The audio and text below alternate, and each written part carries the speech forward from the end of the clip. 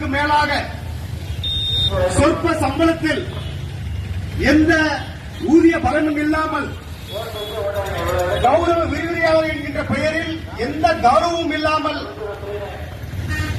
உயர்கல்வியை மாணவர்களுக்கு பரப்புகின்ற அதே நேரத்தில் ஒரு தரமில்லாத வாழ்வை வாழ்ந்து கொண்டிருக்கிறார்கள். கடந்த 25 ஆண்டு காலத்திற்கும் மேலாக தமிழ்நாட்டில் ஆட்சி செய்து கொண்டிருந்த ஆட்சியாளர்களை பார்த்து கேட்கின்றோம்.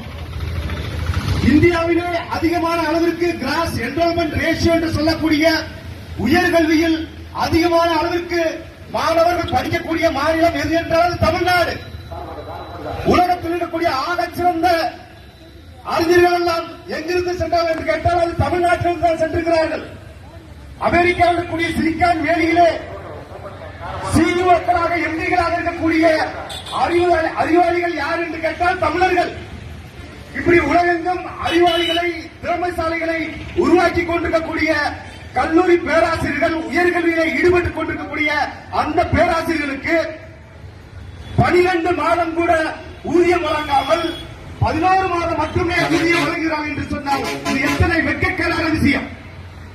சாதாரண உழைக்கின்ற தொழிலாளியாக இருந்தாலும் சரி அல்லது ஒரு ஐஏஎஸ் ஆபீஸாக இருந்தாலும் சரி 1 மாத ஊதியம் இல்லாமல் அவரால் குடும்பம் நடத்த முடியுமா? இது என்ன அராஜகம், இது என்ன அடக்குமுறை, இது என்ன கொடுமை?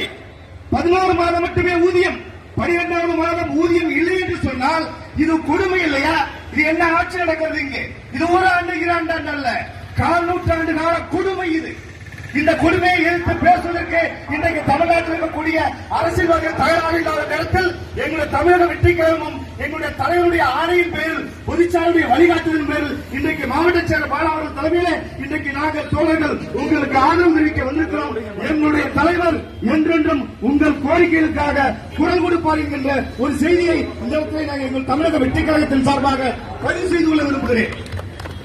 இங்கு கோவில்பட்டியில் மட்டுமல்ல